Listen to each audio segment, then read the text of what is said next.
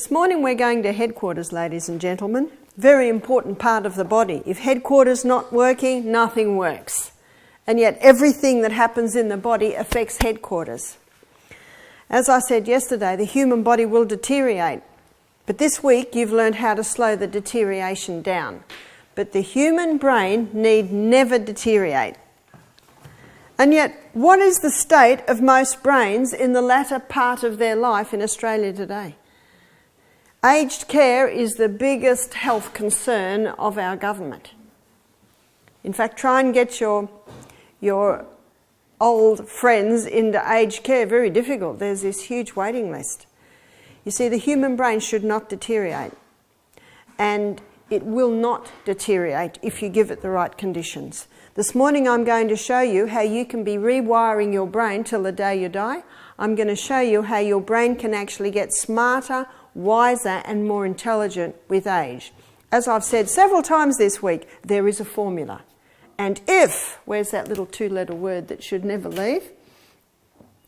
If you give the brain the right conditions, it should be getting wiser, smarter, brighter, more intelligent with age. So we're going to start our lecture this morning by looking at the brain. We're going to divide it up into a couple of different parts in a very simple way. Notice, that's the brain from sideways, but notice looking at the brain from top down, so looking down here, there are two lobes at the front. If you want to know what your brain looks like, look at a walnut. I think God's got a sense of humour because the walnut is very, very high in omega-3, which are the essential fatty acids used exclusively by the brain. Do you remember when we looked at our fantastic fats? The omega-3 is used exclusively by the body for cell membrane function and repair. And remember those electromagnetic fields? There's the brain. So it's the brain nut. Just before you have an exam, the meal you have before an exam or something very challenging, make sure you have a handful of walnuts. How many walnuts is a handful? Fingertips must touch the palm of the hand. Got that? I can fit about, I think I can squeeze about 8 walnuts into there. My 6'6" brother-in-law, he can get more into his fist. My little granddaughter, Lotus Lily Moon, who's 4, she can only get about 2 in. Can you see how your handful's a good guide? One young guy said to me, fingertips touch the palm of the hand, right? I think I've got it. No, one hand. And that is per meal. Most Aussies don't eat that many nuts, do they? Most Aussies can go days without nuts and then buy a bag of cashews and the whole bag is gone in a day. Nuts are a very, very important food because they're an excellent form of protein, an excellent form of fats, but often they're overdone. So just a few. Notice the two lobes. Those two lobes, medicine calls the frontal lobe. It's called the frontal lobe as if it is only one lobe because both lobes have the same function. The function of the frontal lobe, sorry that S got in there, the frontal lobe's function is reason. This is where your reasoning powers reside. Judgment. This is where judgment takes place. Intellect. This is where your intellect is.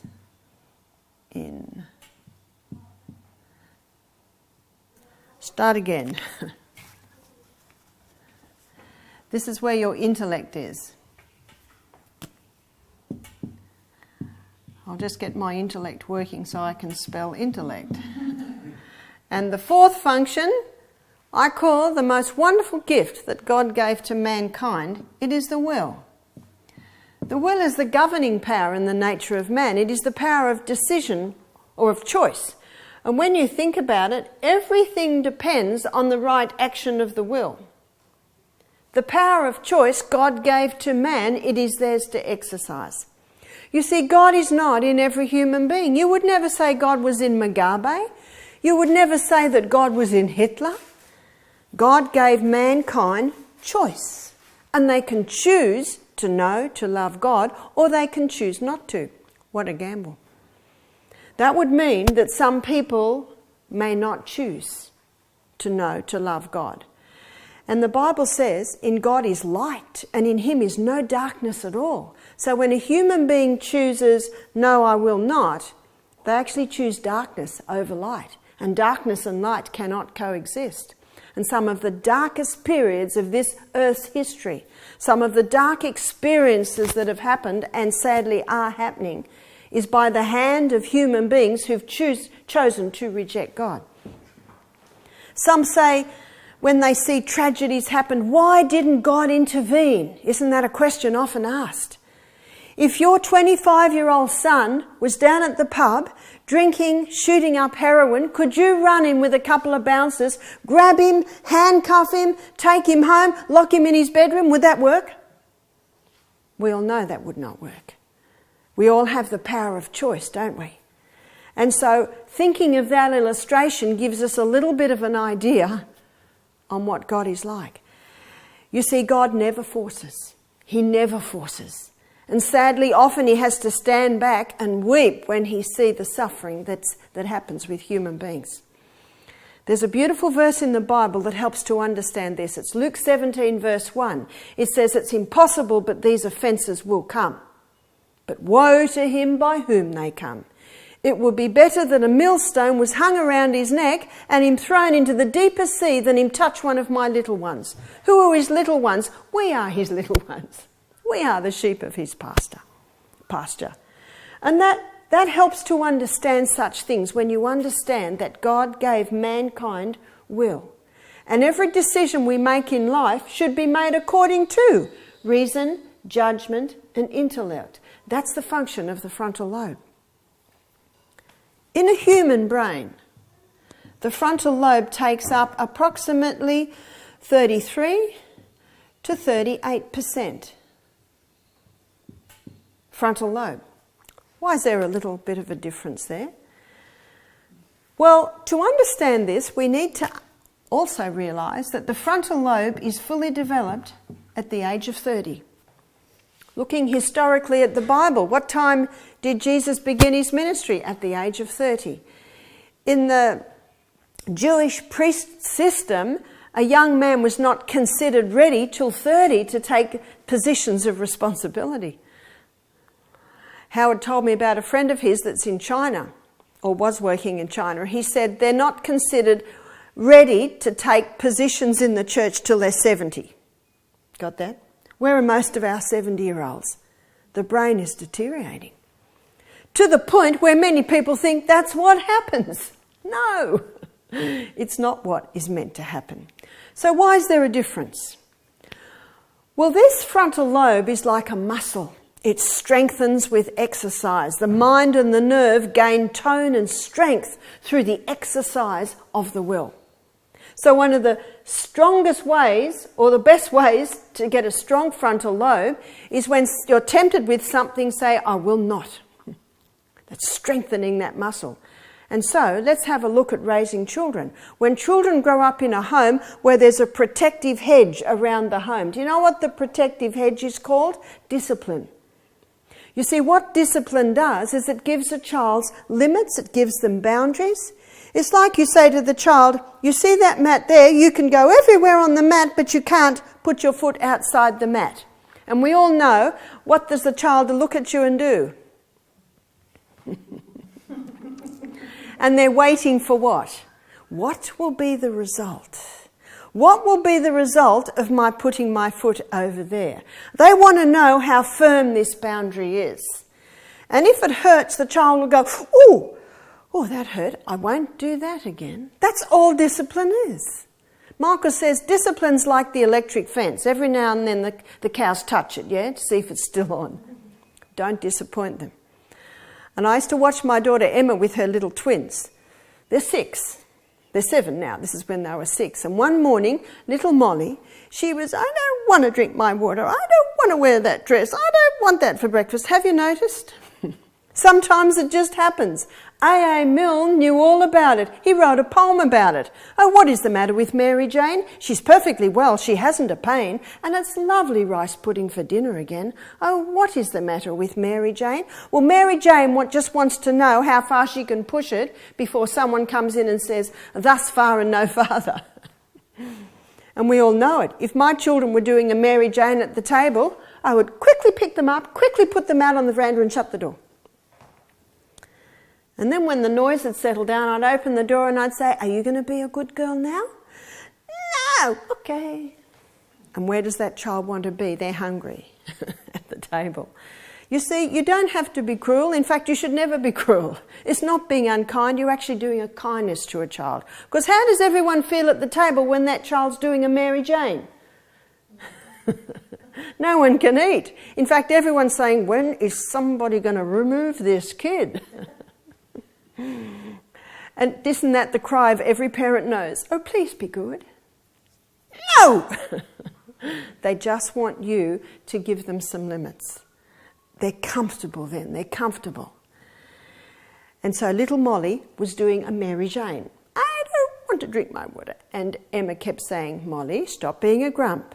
Molly, stop being a grump." But Molly wouldn't stop being a grump. So Emma squatted down, eye to eye, very powerful, and said, "Sweetheart, Mummy wants you to stop being a grump. No one likes the grump. If you don't stop being a grump, Mummy will have to take you into the bedroom and give you a smack. What are you going to do?" What did Emma just give the child? Choice. Very powerful way to raise children. Molly quickly assesses. She has been a Mary Jane before and she has got a smack before and it did hurt. So I nearly said Mary Jane. So Molly goes, Molly starts to be happy. Do you know what is unkind? To allow the child to continue to grump because they're not happy. They're not happy at all. Emma was very black and white with her children, and it was so easy to be around her children. You know, you've met little Leroy. Little Leroy is a sweet boy. He's 7 and he's a good hard worker. But do you know when Will first came on the scene, Leroy at the age of 2.5 was a total tantruming brat. And you talk to Nikki, she says, "Yeah, my child was a brat." William came in. William was firm. He gave limits, he gave guidelines, and now that little boy just loves William. William saved him. Saved him from his tantrums and his grumps. And you know the best thing for tantrums, the child's tantruming, just sort of encourage them to go out onto the veranda, and behind the door you've got a bucket of cold water. Whoosh! You watch, the tantrum stops like that. And if the tantrum starts again, just reach for the second bucket. You'll never have to lift it up. Have you noticed? They can turn it on and off. They act. What's the tantrum for? "I want that. I want bread and honey. I don't want to have to eat my salad." "I'm so sorry, sweetheart. You'll have to go out then." You know, usually only have to put the bucket of cold water on once. You know, when you see children tantruming on the plane, I see it all the time. In the supermarket, it's not the first tantrum. They've established it quite well at home. And so aren't you glad that you can actually handle it at home because there's no buckets of water on planes? When the child is given the limits and there is a consequence for going past the limits, the child starts to control themselves. This is where self-control is. I've met some 20-year-olds and you would think frontal lobe was fully developed. And I've met some 40-year-olds and you wonder if it's ever going to develop. Have you noticed? Because it's like a muscle. It can be strengthened, and like any muscle in the body, it strengthens with use. Yeah? It strengthens with use. So the human brain, if it's 33% frontal lobe, it's probably because the child grew up in a home where there were never any limits. And you look at that child when they hit the job site. Can you go and get the hammer? I don't want to get the hammer. You talk to tradesmen, they don't apprentice young men hardly now because of that. And it all comes from home where there weren't those basic limits. It's an easy way to parent. And if little Molly decided to grump, Emma would say, "I'm so sorry you've chosen the smack." You see that? You've chosen the smack. The only time a smack is wrong is if it's done in anger. It should never be done in anger. That's what teaches a child violence.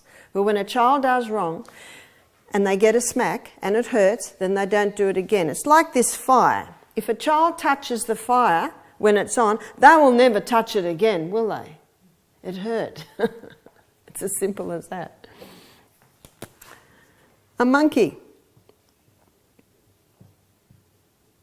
How much frontal lobe in a monkey's brain? 17%. How much frontal lobe in a dog's brain? 7.5%. How much frontal lobe in a cat's brain? Any guesses? 3.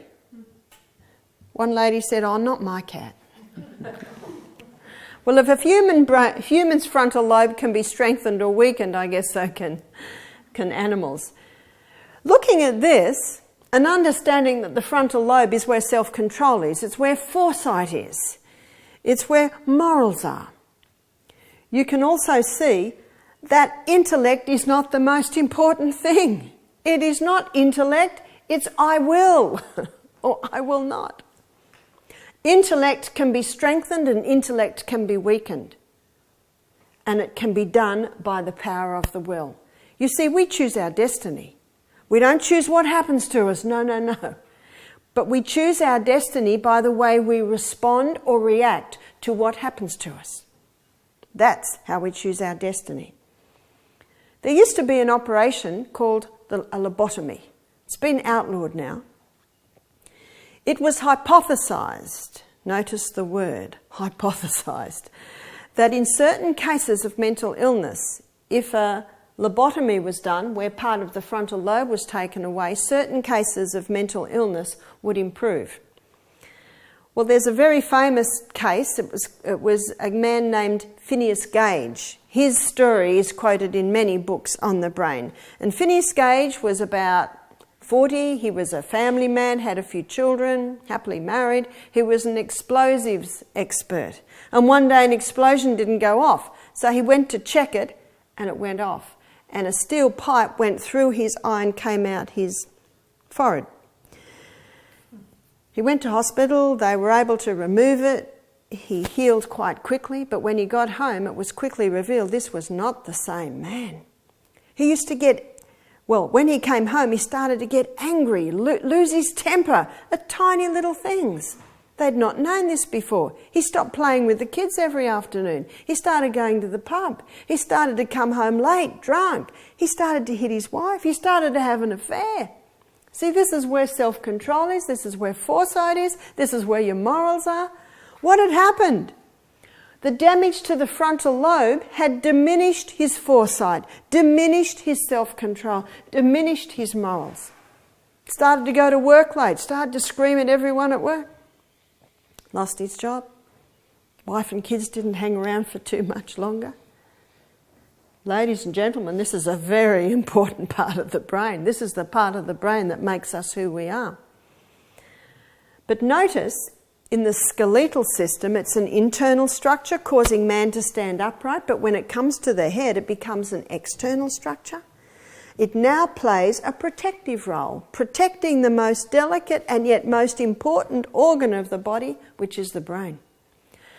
My sister is a doctor of archaeology.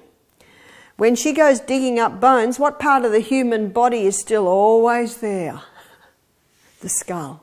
And the thickest part, believe it or not, is just there. Because it is just there that I don't know whether you'd say it's the most important part of the brain, but actually, if the frontal lobe goes down, we're basically a vegetable. But notice, in this protective sheath, that there are 7 avenues of access. There are 2 ears, there are 2 eyes, there are 2 nostrils, and there is a mouth. Everything you hear or have ever heard is in the brain. Everything you see or have ever seen is in the brain.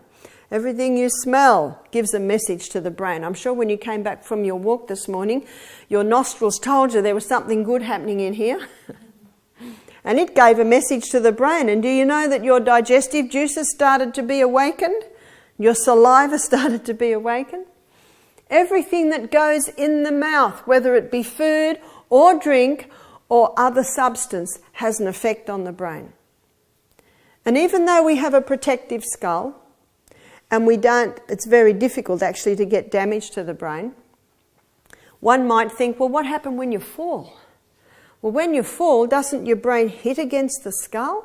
and it's such a delicate organ, God in his great wisdom created a brain with 7 layers of fascia around it. Fascia is thin balloon type material, and there's fluid between that balloon material, so that when you do fall, there's a cushioning effect.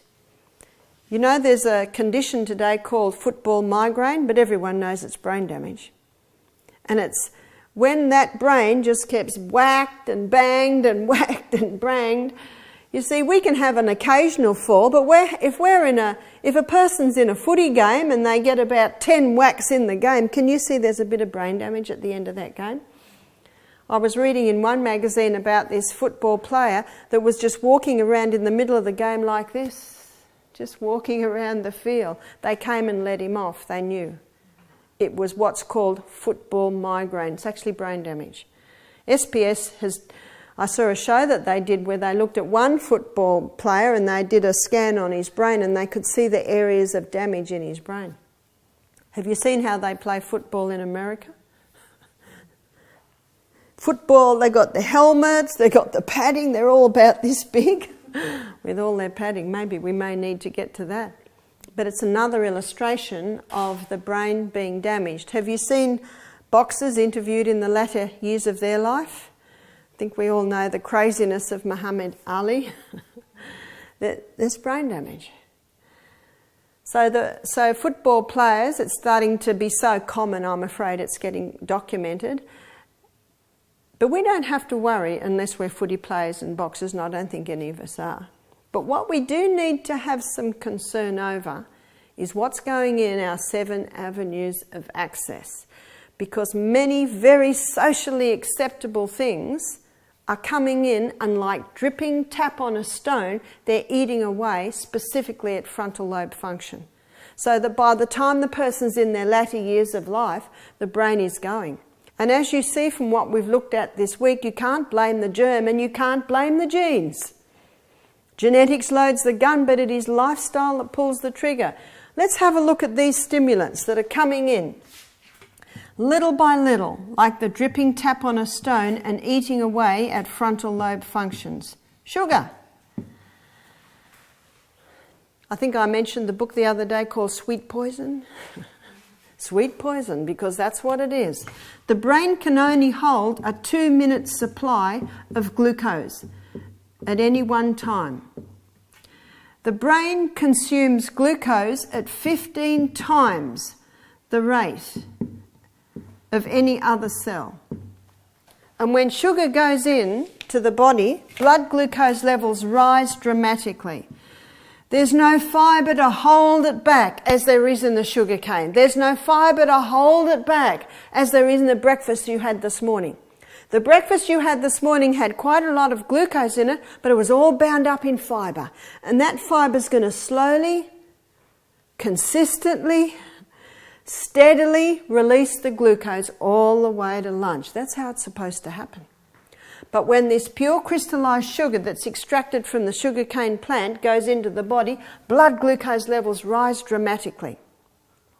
At least the lolly aisle is called a lolly aisle in the supermarket. What about the cereal aisle?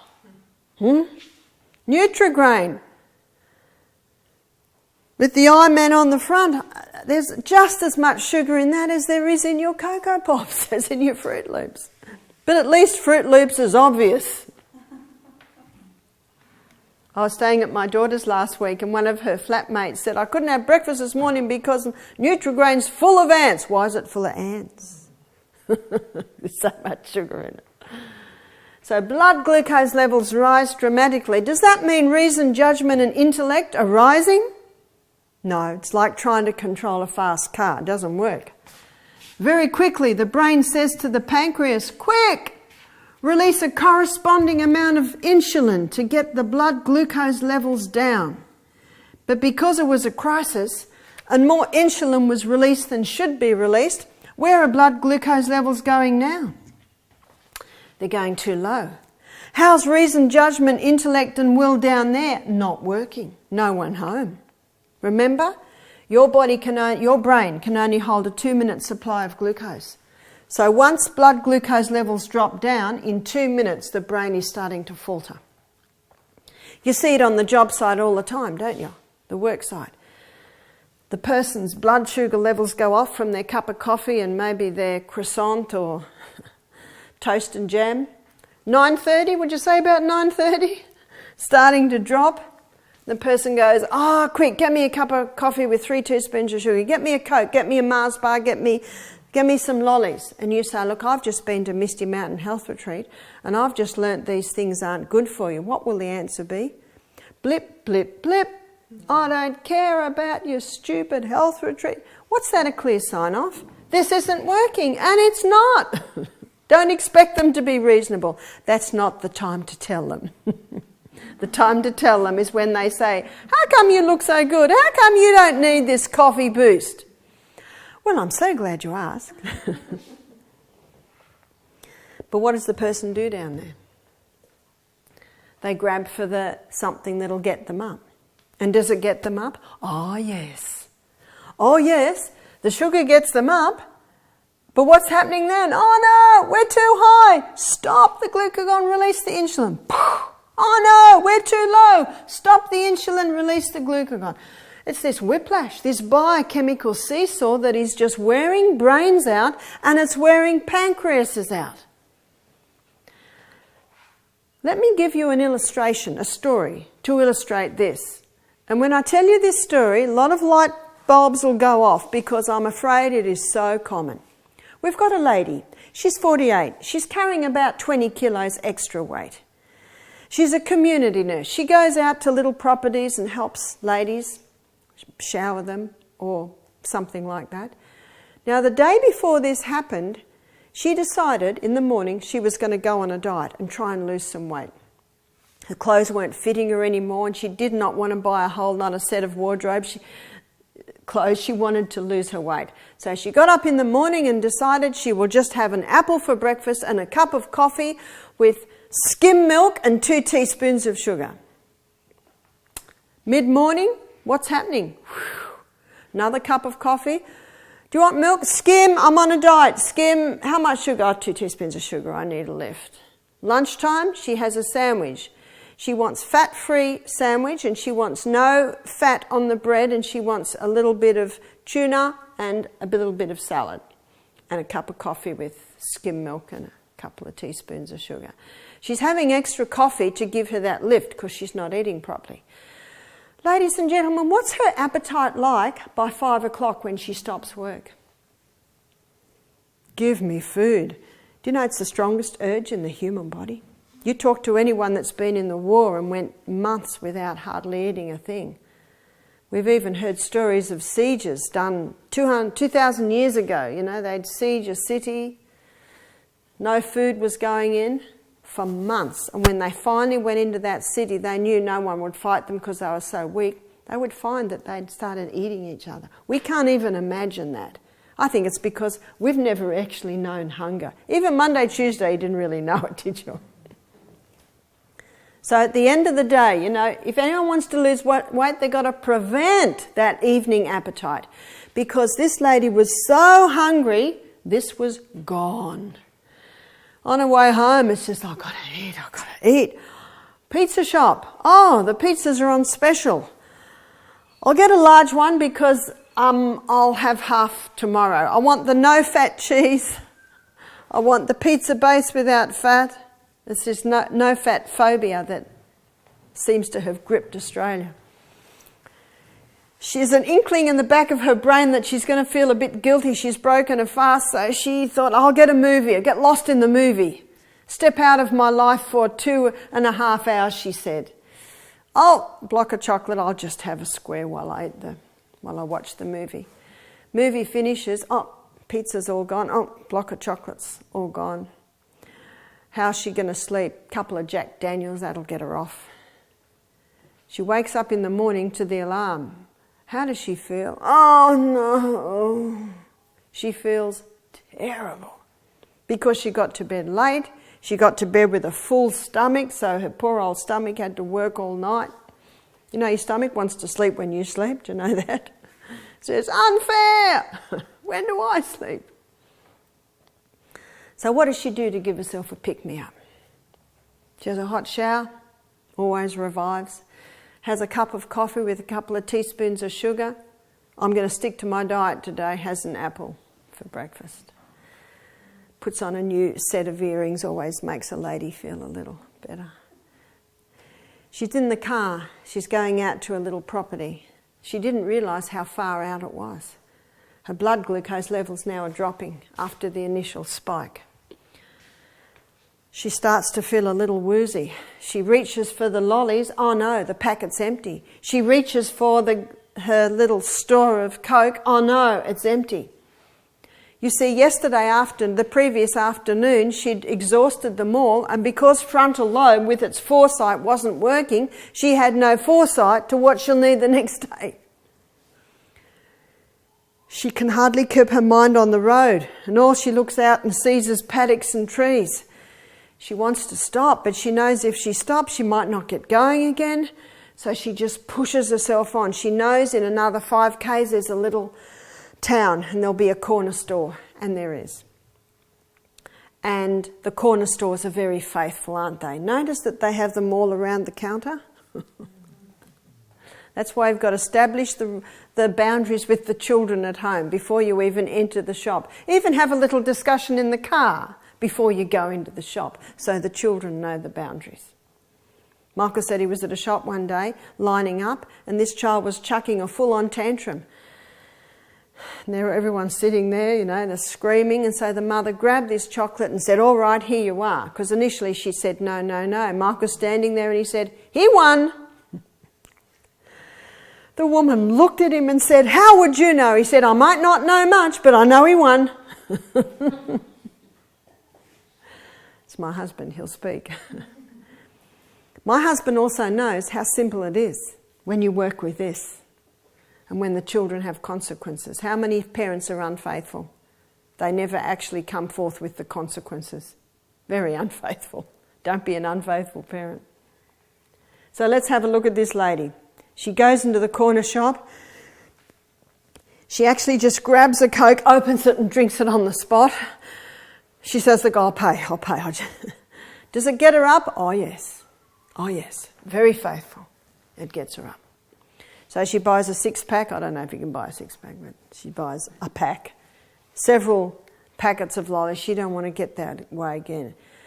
She's never felt so bad. And she's never got that bad because she's always been to be able to prop herself up. You know what props do? Sometimes props break and they just don't work. What happened to that lady when she was dropping? When blood sugar levels were starting to drop, very quickly the brain said to the pancreas, stop the insulin, release the glucagon. Glucagon is the hormone that gets blood glucose levels up again. But the pancreas said, that block of chocolate did it for us last night, we're done. Oh, quick. Adrenal glands release adrenaline, noradrenaline, cortisol. They're the 3 hormones from the adrenal gland that are involved in fight and flight reactions. Because they're involved in fight and flight stress reactions, they are all able to release fat stores to give more glucose. But the adrenal glands said, that block of chocolate did it for us last night, we're done. We're actually exhausted now, there's nothing left in the bank account. Lady, you've been living on the bank account too long and it's now gone. Oh dear, quickly.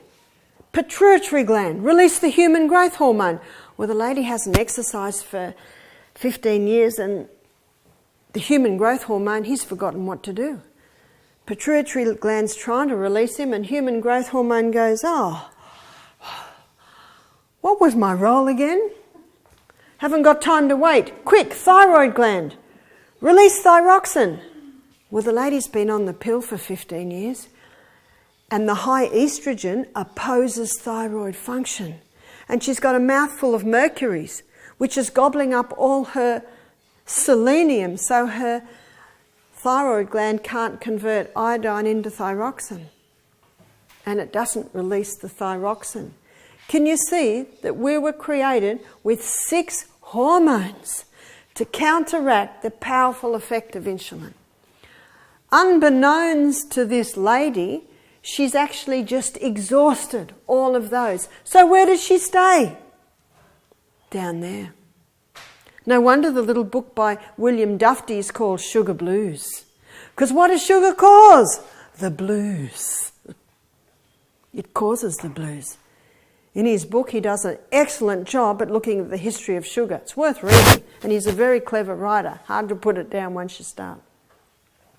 He states in his books, after years of research all over the world at looking at the sugar industry, he makes the statement that there were no psychiatric institutions on the planet till sugar was well established. You always had the village idiot who'd fallen out of a tree or the mother had trouble in childbirth and there was actual damage. And I think if you've read books of 100, 200 years ago, there was always someone in the town that was a bit funny. But the mental illness that we're seeing today, it was not so. And he shows the link between increased sugar consumption and increased mental illness. I used to work as a psychiatric nurse. What do the psych patients drink all day long? Coffee, tea with lots of sugar. So why is it in there? Because the nurses and the doctors are drinking it. Well, why don't they have mental illness? You'd be very surprised. You'd be very surprised at how many are on antidepressants themselves. So this lady, she gets home that night and she's really worried about how she felt that day. She felt terrible for about half an hour before she finally got to get her stimulants. She's really worried, so she makes an appointment to see a psychiatrist. She goes to the psychiatrist, she explains how she felt that day. He said, I think I've found the cause of your problems, you've got depression. Take this antidepressant. It makes her feel better because it boosts her serotonin levels. But let's have a look at that lady 6 months later. It's actually not doing it anymore. And the side effects are kicking in. She's not sleeping well. If you don't sleep well, your brain doesn't get recharged. There is research today showing that antidepressants can actually cause depression because of the way that they interfere with the cycle, your circadian rhythm, the brain cycle. Now, if someone's suicidal and in a bad way, there might be a time when antidepressants may help for a short period of time. But the amount of people that I've spoken to that have been given antidepressants because of a time in their life when they're very down, and they're still on them, but the problem's gone. It should be that it should only be for a short period of time.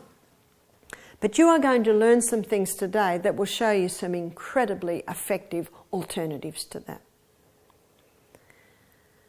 Let's have a look at that lady in 10 years. It's not a good picture, is it? It's not a good picture at all. In my next lecture after the break, I'm going to list the causes of depression. So we'll look at that in a little bit more detail. But one would never consider that sugar was a cause of depression, would they? That sweet little substance, that sweet poison. In most schools today, every class, there's a percentage of children that have attention deficit syndrome and hyperactivity. What is it?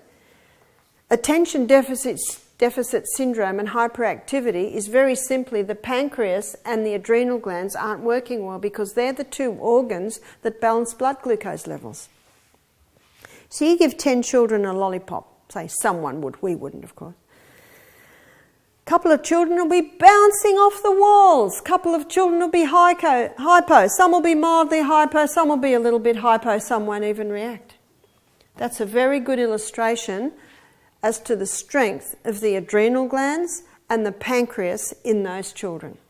So the children that don't even react, they're obviously the children with the strong adrenal glands and the strong pancreas. So can they have sugar? Well, if they do, instead of getting diabetes when they're 20, they'll get diabetes when they're 60. It still beats up the pancreas. Mark my words, today's attention deficit syndrome and hyperactive children are tomorrow's diabetics because it's the same problem. So why do children get it when they haven't been on the planet that long? Well, as I mentioned earlier in the week, have a look at the parents and the parents' lifestyle habits. Granted, often in ignorance. Did you see that show that Jamie Oliver did? It was a story on how he went into some British schools, changed the dietary, got them all on natural food, and the teachers were saying the kids are sitting still in class. The kids are listening. Teaching's totally different. And the parents said, they're coming home and sitting and talking to me. They come home and speak to me. Wow. All because he stopped the sugar. Wow. Have you seen the movie Amazing Grace? Beautiful movie, beautifully done on the danger that's surrounding the sugar cane industry, which is the slave trade. I was so inspired by the movie, I bought William Wilberforce's book. And the movie's very true to what happened. And it said in the book that the sugar cane farmers, the plantation owners, they considered it more economical to drive the slaves into the ground. They would last about 3 years. Just imagine that. Young men in their prime lasting 3 years. It was more economical to do that than to give them better conditions so they lived longer. That's scary, isn't it? He gives one story about them laying like sardines in a ship, 800. And do you see what, on the DVD last night, the black man there, he said, I was a prince. I was a prince in my tribe. They lie like sardines in the hulls of the ship. It would take 3 weeks on good weather, 6 weeks on bad weather. And they would lay that whole time in their feces. If the chains were rubbing them, they would bleed. And one package, when they got to the West Indies, you see, you can't grow sugarcane in England. You have to go to the temperate climates. 200 survived out of 800. So sometimes only 200 even survived the trip before they even got onto the sugarcane fields. There is more torture, misery, death and suffering surrounding the traffic of sugar than any other trade. It's scary, isn't it? I mentioned the other day that there are some countries, some black countries, that won't touch sugar because it's tainted with their blood of their ancestors. Whoa. The slave trade has mostly been abolished. Notice the movie spanned 20 years. That's how long it took him before the bill was finally passed in Parliament. It would get through the House of Commons for a few years, but it would never get through the House of the Lords. Why not? Because the Lords were lords because of their plantations. But what's happening today, as I just mentioned to you, is the attention deficit, the hyperactivity and the diabetes, to mention a few. But we've gone one step further today and indicated the mental illness that it can cause because of the drop that it gives. Caffeine. Caffeine is its dangerous partner. This is the deadly duo or the dangerous duo. How does caffeine affect mental function? The figures show that 7 cups of coffee a day causes mental illness. 3 cups of coffee a day just take you a little bit longer to get there. There's actually no safe dose of the stuff. And what it affects is brain function. This is the nerve cell, and our brain has 1 trillion of these cells in it. So this is what our brain is made up of, is the nerve cells. The medical definition for depression is a chemical imbalance in the brain. Caffeine is more responsible for a chemical imbalance in the brain than any other substance. I know it's dangerous because I see people suffer. People suffer from caffeine withdrawals more than the withdrawal of any other drug. We've had people coming off methadone, heroin, ecstasy, marijuana, tobacco, alcohol. No one suffers like the coffee drinker. And I'm talking about short-term suffering in the first 24 hours. They certainly will recover quickly, and they certainly recover quicker than the heroin or the marijuana or the alcoholic or the smoker.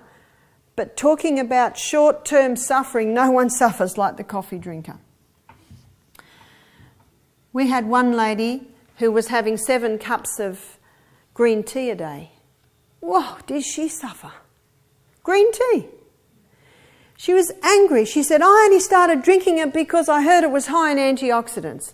I said, it's like saying Roundup's okay because it's 99% water. Do we drink that? It's still got the caffeine and it's still got the tannin. And they are addictive. And what gets addictive is those hits. The neurotransmitters that are affected by caffeine are adenosine. And adenosine, it has to do with blood flow to the frontal lobe. And when caffeine goes in, adenosine levels drop. That means blood flow to the frontal lobe decreases. So when the person comes to Misty Mountain Health Retreat and there's no caffeine, adenosine levels go back to normal, blood flow to the brain increases. Whoa, does that hurt? That's the caffeine headache. Acetylcholine. Acetylcholine is the neurotransmitter that has to do with frontal lobe function. And when caffeine goes into the body, acetylcholine levels rise. Does that mean reason, intellect and judgment rise when a person has a cup of coffee? Oh yes. How many people have their coffee for that? How often do you hear in the workplace, what will we do this today? Look, just wait till I've had my coffee. Have the coffee. Ah, that's better. Now I can think. No wonder frontal lobe function increases. You've just seen a tiger on the path. And when you see a tiger on the path, your reason, intellect and judgment can't become sparky because you've got to make some very quick decisions because your life depends on it. But about half an hour later, the body says, they're not fighting, they're not running, they're not climbing trees. There mustn't be a tiger on the path. It's a false alarm. That's what coffee is, it's a false alarm. It's a false alarm. Quick, stop making so much acetylcholine. We've got to get precision balance in the brain back to the proper balance. So acetylcholine levels drop. Does that mean reason, judgment and intellect dropped? Yes, they do. Dopamine. Dopamine is the neurotransmitter that makes you feel good. We'll put a smiley face there. It rises when caffeine goes in. So many people say to me, I love my coffee. Makes me feel good, gets my brain working. Yes, it does, but at a cost. Because as the months and the years go on, what's happening to dopamine levels? They're getting exhausted. And how does the person feel after a few years on coffee? Not good. Not good. Because their feel-good hormone is exhausted. That's the same thing that's stimulated with marijuana. That's why marijuana is called dope. Dopamine levels give you that little boost. But it's well known also to cause depression because it's exhausting your bank account. Let me show you how it does it. Dr. Neil Nedley gave a graph, and this graph shows very clearly how it works. This is the happy spot. This is the neutral spot. And this is the sad spot. When someone takes a cup of coffee, it gets them up, but then it drops them.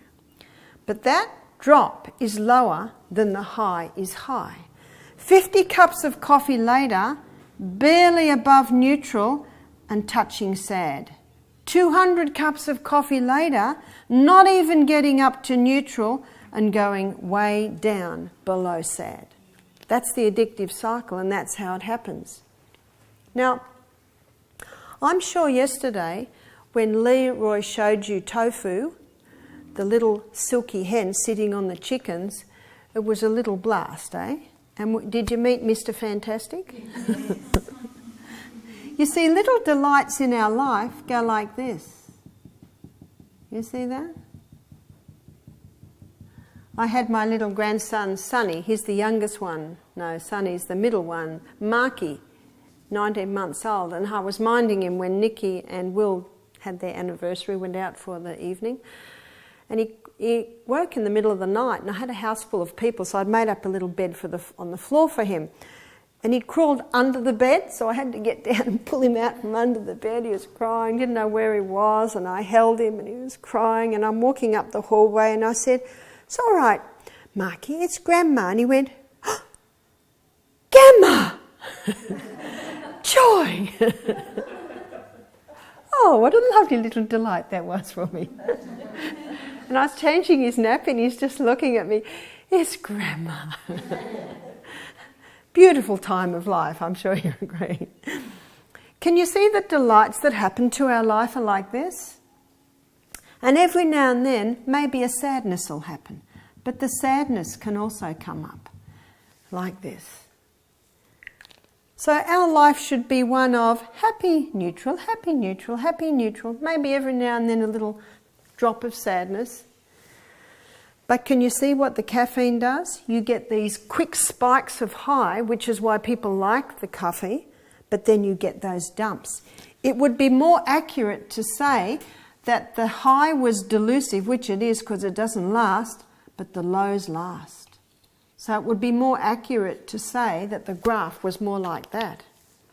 They are delusive highs because they do not last, they're artificial, but the lows certainly do. And that is how caffeine causes mental illness. About 2 years ago, Time magazine and National Geographic both did big articles on caffeine.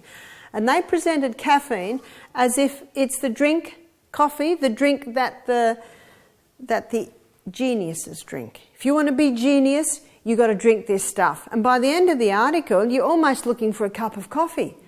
Next edition of National Geographic was full of letters from angry readers saying, "Why didn't you give the whole picture?" Because all National Geographic did was they gave the high. They didn't mention the low. So I was very pleased to see that there are quite a few people out there who are very much aware of the danger. I wonder who wrote the article. I wonder who financed the writing of the article. If someone wanted to overtake Sydney, all they'd have to do is stop the two favourite addictions, the two favourite drugs, yeah? You'd have a whole city on their knees, unable to function. I was very happy to hear when my son James said to me about 2 years ago, I knew he and his girlfriend were having a cup of coffee, espresso coffee every morning. I never say a thing because they know, because you never nag, because it never does any good. And he rang me about a year after that and he said, "Mum, I've found something better than coffee." I said, "Yeah?" He said, "Yeah.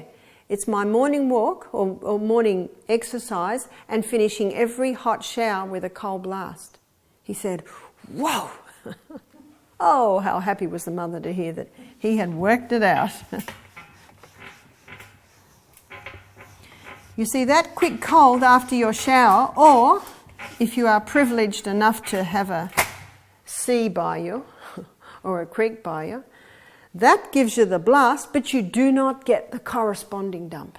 Now's a really good time to get used to the cold after the hot before it gets too cold, because you'll be used to it. And remember, it won't kill you. You'll go like this. Don't worry about that.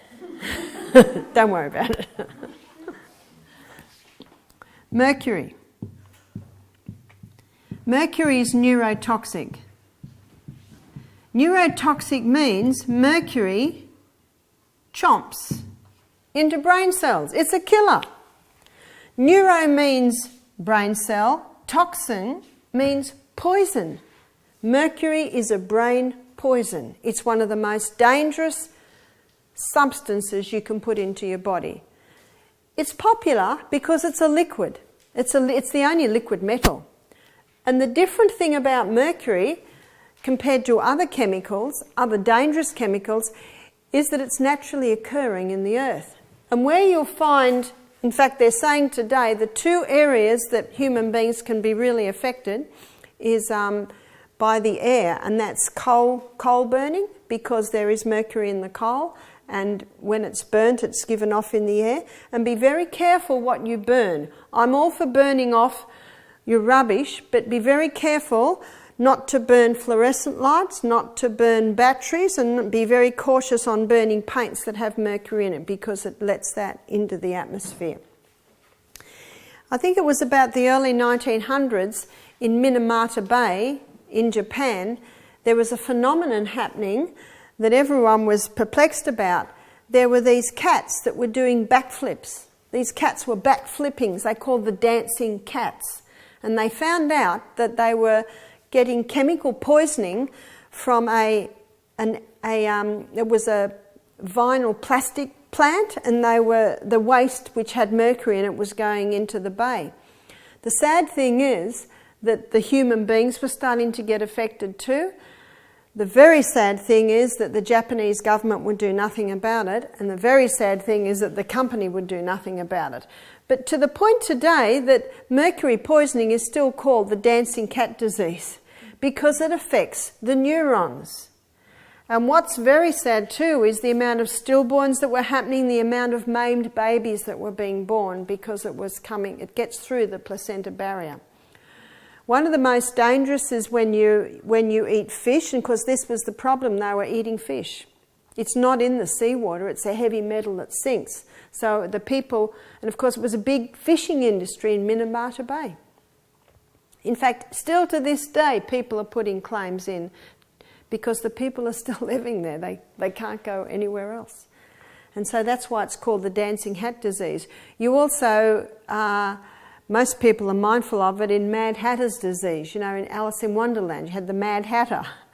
Because so many hatters went mad because of the mercury that they were using to stick the felt hats together, but it also is antifungal, antibacterial.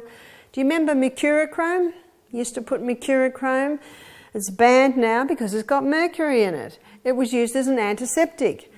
And the strong link between autism and mercury in childhood vaccinations. Why do they put mercury in childhood vaccinations? Because it's antibacterial, antiseptic. We looked earlier in the week, we should be getting away from these antibacterial. Get rid of the bacterial. You don't need antibacterials. Keep the place clean.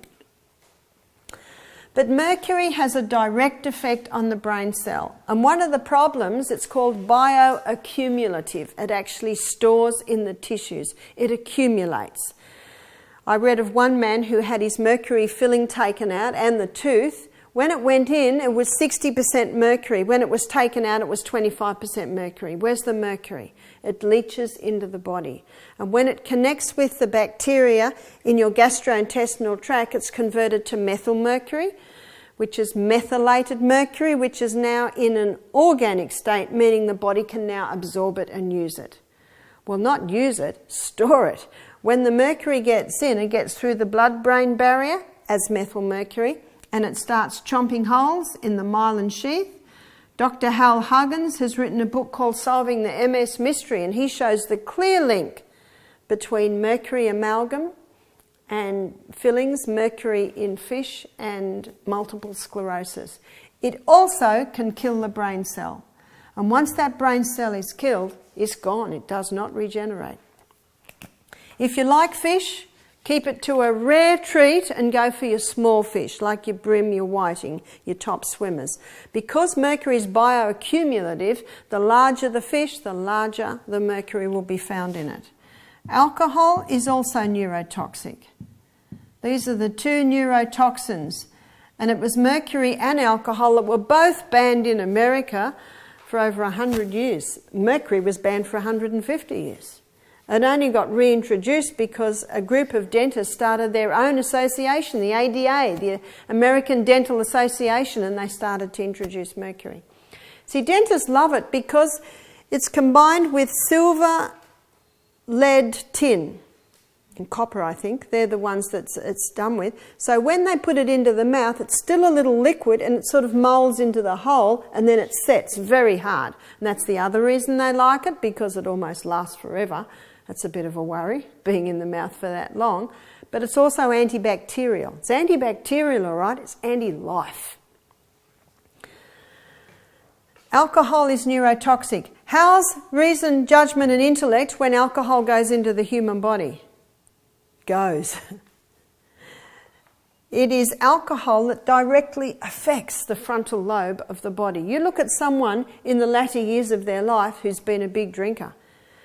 There's many diseases that happen in the deterioration of the brain and the liver. The liver is the project manager. He's got to deal with this poison. They're the two organs that suffer. Is headquarters and project manager. Not a good story, is it? A man said to me when he heard this, he said, this explains why drunk people drive. When a person starts drinking, the reason judgment and intellect is gone, so they don't have the ability to assess that they're not able to drive. The tragedy is that tonight, some young people will lose their lives. Some young people will also lose their minds. Young people that right at this moment, at, what's our time? At 10 o'clock on Saturday morning, whose minds are good. Some of them, though, their minds have been a little bit deteriorated, and something that they will do tonight will just tip the scales.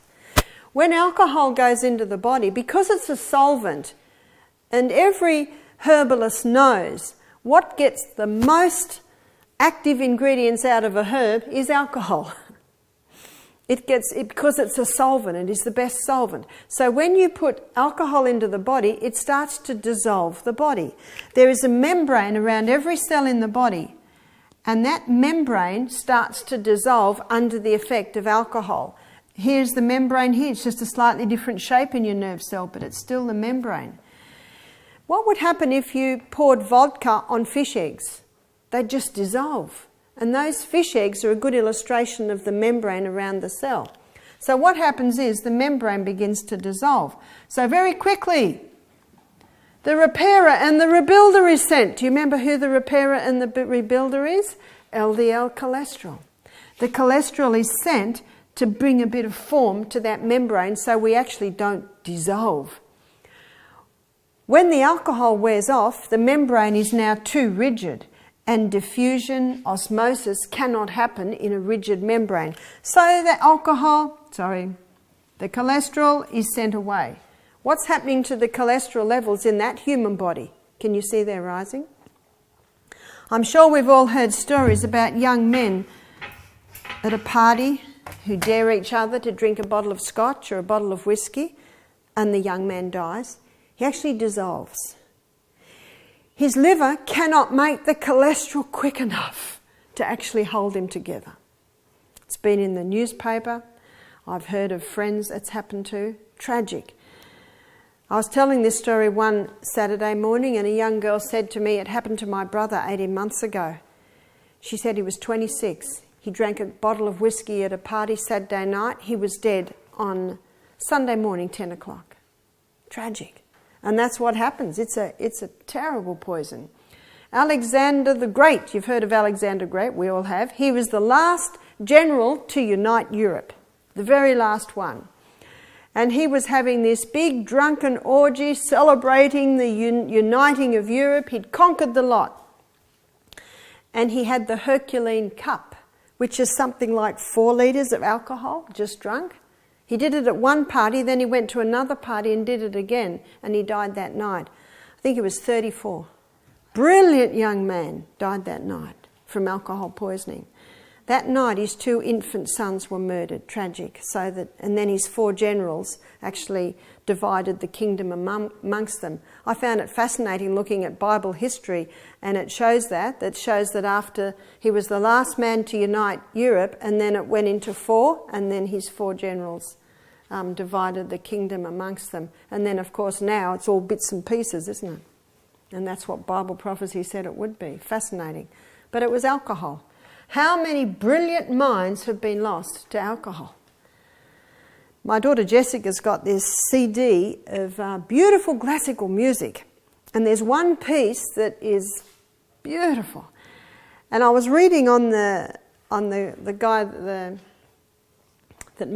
invented My Mind's Gone. What's his name? He's a composer. I was reading of the composer, and it said he died at 29 from alcohol poisoning. I thought, whoa, what did he rob the world of?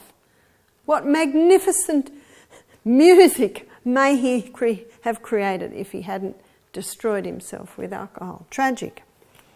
No safe dose of this stuff. And in fact, science both states there's no safe dose of mercury and there is no safe dose of alcohol. They're both neurotoxic. Tobacco. There are some pretty graphic pictures on the side of the road today, aren't there, showing you the dangers of tobacco. But I want to specifically talk about the brain today. It was considered a victory in the war if the supply lines to headquarters was bombed. What are the supply lines to our headquarters? The carotid arteries. And that's what tobacco does. Bombs the supply line to headquarters. Supply line to headquarters get bombed. Headquarters doesn't work. What does tobacco do?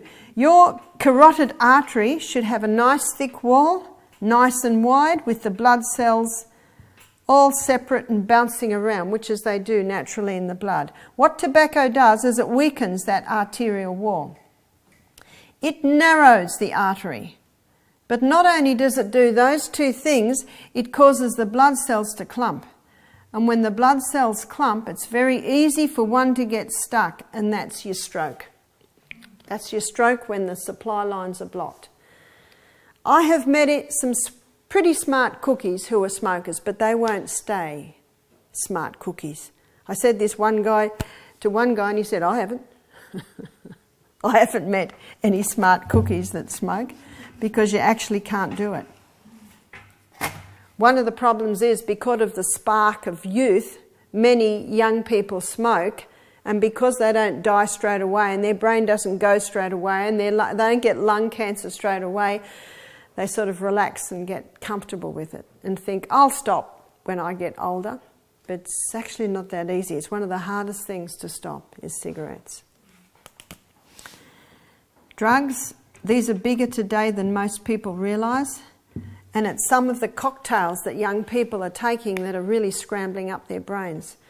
My daughter Jessica is friends with a drug and alcohol counsellor in Tassie, and she said every Saturday night they come in, and they're young people, and their brains have gone. She said they just sit picking imaginary spiders off the wall. She said it's tragic. And it will, again, happen tonight. That's why education is powerful. That's why I say to parents, bind your children to your heart here. When you bind them to your heart here, they will listen to you. And you never nag, because it never does any good. That's how you drive them away. I don't believe the standard should be dropped, but there's a way to say it and there's a way to do it. So when my son Peter came to me at the age of 20, I think he's 27 now, he's about 25, he said, Mum, can I borrow $3,000? I laughed, as we always do. Because we've always said to our boys, you want it, you work, you raise the money. He said, Mum, I really need it. What if I have no alcohol till I've paid you back? I said, keep talking, Pete. Here's the $3,000 cash. My daughter Julia said they went to a wedding a few weeks later and everyone had champagne to toast the bride. Peter would not touch it. I knew that he wouldn't. He's a black and white man. 3 months later he said, Mum, I've got the money, but my Jeep needs new tyres. I said, buy the tyres, Pete, buy the tyres. I said, are you interested in a 20-year payback plan? Yeah, Mum. I said to my other son, James, want to borrow some money?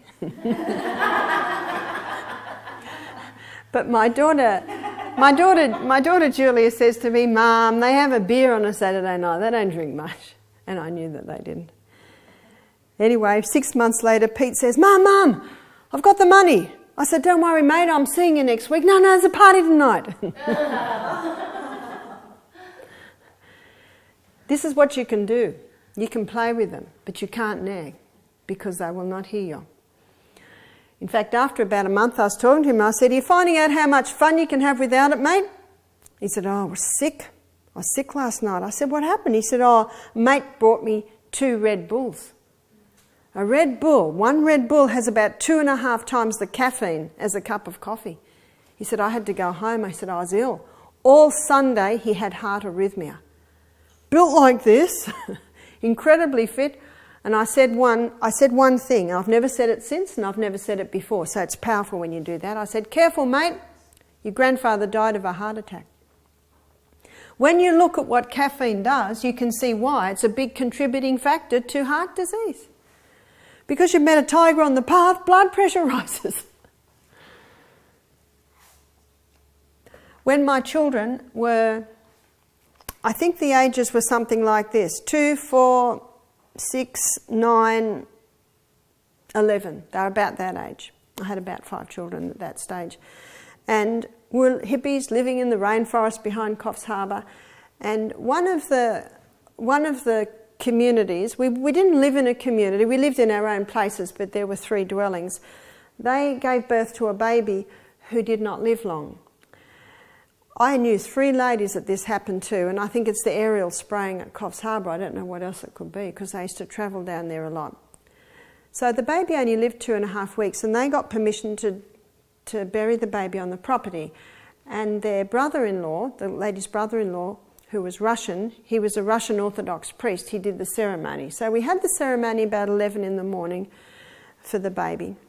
Now, we all went back to their house. They're Russian. What came out? The vodka. The vodka came out. They're all hippies in the rainforest, so the marijuana was there. Okay, this is 11:30 this started. What have we got by 2:30? By 2:30, we've got people just, it's a beautiful day like this, lying on the grass in their vomit. Other ones were in their car, vomit just all down the side. Whoa, were they sick. All the mothers there were hiding their children, and I said to my children, I want to take you for a walk, children. I want to show you something. I want to show you what you never see, because it only happens in the middle of the night. I'm going to show you what drugs and alcohol do to human beings. Come on, let's look. And I showed them. I said, look at that one. My children went, oh, Mum. I said, yeah, it's not nice, is it? That's drugs and alcohol. That's what it does to them. Now, I think it had quite effect on them, because none of them will touch drugs, none of them will smoke. A couple of the boys might have a beer on a Saturday night, but they'll never go further than that. You know, it's very important that you let your children know, but you always let it know in a way that you've got their will, that they're open to it. It's dangerous stuff. The body doesn't know the difference between legal and illegal drugs, and the most dangerous that I'm going to refer to in this meeting is the mind-altering ones. The mind-altering drugs are the ones that affect brain function. And remember, frontal lobe's not fully developed till the age of 30, so many young people's minds are deteriorating before it's even developed, because they're taking the very things that eat away at their frontal lobe function. Monosodium glutamate. Monosodium glutamate causes the nerve cells on the tongue to overfire, so the food tastes fantastic. That means a lump of mud would taste fantastic if it had monosodium glutamate in it. That's a bit scary, isn't it? Now, the food that we've been serving you here, I think you'll agree, is absolutely delicious. Yes? We don't use any stimulants to go into the food. We use fresh food, we get as much organic as possible, and we cook it in a way that the taste is not deteriorated. We use the best salt, the best olive oil and fresh herbs, and I think you'll agree with me, the flavour's amazing. So if a person has to resort to MSG, it's almost an admission of failure as a cook. If the food doesn't taste good, why? What have you done? When my daughter works in Mildura with Stefano Di Pieri, she said to me 80% of their clientele in their restaurant are not local. That means people fly to Mildura to go to this restaurant. Why? The food is amazing. Do you know they source all local stuff? They get local herbs, they get local vegetables. That's why it tastes so good. And for a cook to have this in the kitchen is almost an admission they are not a very good cook. If the nerve cells on the tongue overfire, the nerve cells everywhere overfire, and the largest group of them are in the brain, the neurons. So it, in a roundabout way, can call nerve cell death. Chemicals. We're going to get the chemicals out of our homes, out of our hair, out of our teeth, out of our clothes. Did you enjoy Is Your House Killing You? It's an eye-opener, isn't it? And notice Dr. Dingle, in his series, he shows you what to do. He says, get the white vinegar. Remember, it'll kill bleach and it'll kill mould. Sorry, it won't kill bleach. It'll kill mould and fungus. Bleach will kill mould, but it'll feed fungus. Sodium bicarb. Gumption. and use essential oils to make your bathroom smell very nice. So get the chemicals away. Go for your organic food. Be very careful of the clothes you're wearing, that they're made out of natural fibre if at all possible. Notice that this list is made up of very socially acceptable things that everyone does. There's no need for me to discuss lead, cyanide, heroin. They're obvious. But these are very socially acceptable and they're all legal, aren't they? They're all very legal and very attainable. Maybe some of the drugs aren't legal, but they're all attainable. And little by little, like the dripping tap on a stone, they're eating away at frontal lobe function. And the full effect is seen in the latter years of the life. I don't know about you, but I don't want to be in an old people's home with my mind gone, sitting in urine and being fed food that I don't like. I don't want that. I want Jessica to come out one day. I'm 95 and I always garden a bit in the morning, and I'm lying down on the path. She's surprised because I haven't come in for breakfast. She goes up a little bit further. Oh, I'm dead. Do you know, we've all got to die. Not in every case, but in the majority of cases, the way we die is dependent on how we have lived our lives. Absolutely. But the good news, if you haven't lived right, today is the first day of the rest of your life, and you'll be amazed at how forgiving your body is and how quickly the body starts to revive. In my next lecture, I'll also talk about some recent research that has found neuronal stem cells. So even the brain can revive. Even though this cell, once it's dead, it's gone, if you give the brain the right conditions, there can even be reviving there. We had a young man do our program. He was coming off everything.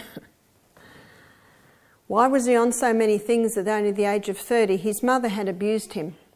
He told me that he'd come home from school one day and eat an apple and she wouldn't do a thing. The next day he'd eat an apple and she just beat the living daylights out of him. Sadly, the mother lived on caffeine and sugar and cigarettes. You see, her brain wasn't working well. The natural affections seemed to go. And he had such tragic memories of all this, he just tried to flood it all out with the stimulants. But it wasn't working. His life was falling apart. His marriage had fallen apart. His little son that he idolised, he hardly had access to him. His grandfather felt sorry for him and paid for him to do 2 weeks here. The first few days was a bit of a struggle, but after that he started to feel very good. Second week, I think just he and Howard played all week.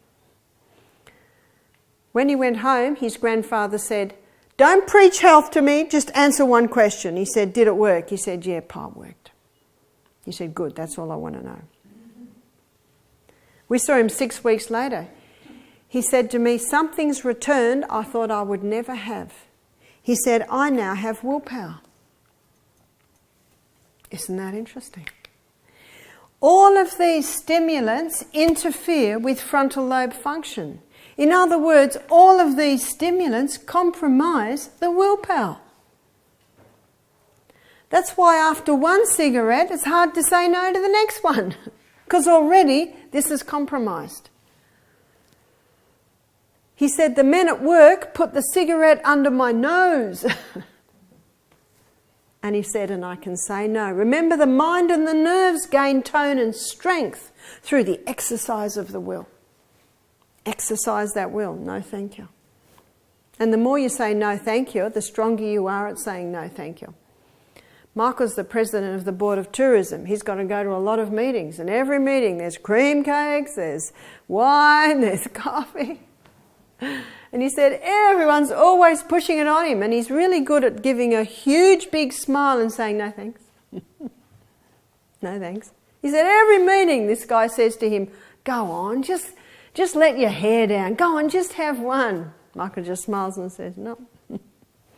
Michael said when he stopped smoking at the age of, I think, 21, he just made a decision, "I'm going to stop." And do you know, when you work with the will, it's a powerful thing. The will can be strengthened and the will can be weakened. The choice is ours. There is a formula. How many graves could be said over the grave died from lack of willpower? Wow. The power of the will in many cases proves a potent soother of the nerves. Absolutely. The more you use it, the stronger it will get. I had one lady, she did our program. I was glad she did our program because her son at 17 had been on cortisone since he was 7 for irritable bowel.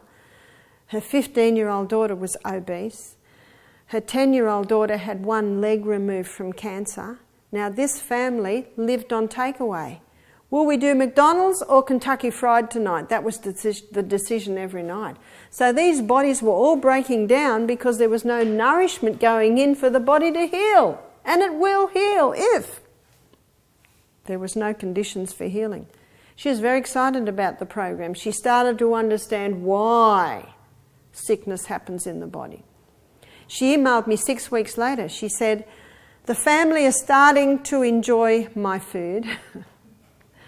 That's why I say when you go home, make the potato wedges, make the most delicious salad dressings.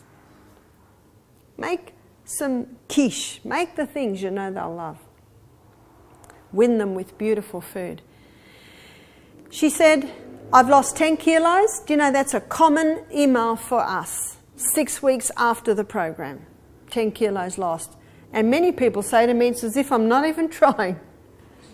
See, if you've got to prevent that evening appetite. This is foresight, frontal lobe function. Have a good brekkie, a good lunch, and you will not need much at night if you need anything, as you've probably noticed.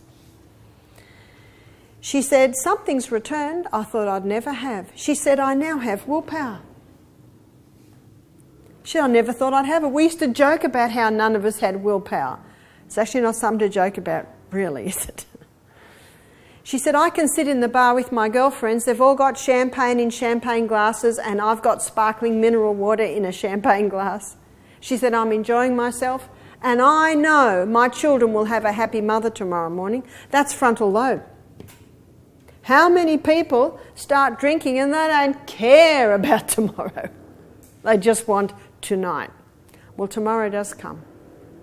I was talking to Peter one Saturday night. It was 9 o'clock and he was talking to me. I said, what are you doing? He said, I'm coming home from a party. I said, oh, that's early. He said, yeah. He said, I could see everyone was in for the long haul. He said, I want to surf tomorrow morning. I said, good frontal lobe activity, Peter. And it is. He said, no. He said, you wipes your Sunday out. It's true, isn't it? So you can strengthen this will. Remember what I said? It's not intellect, it's I will that is of the most important. That intellect can be strengthened and that intellect can be weakened. And you don't have to be a rocket scientist to work out that when all of these are taken regularly into the body, the intellect begins to fail.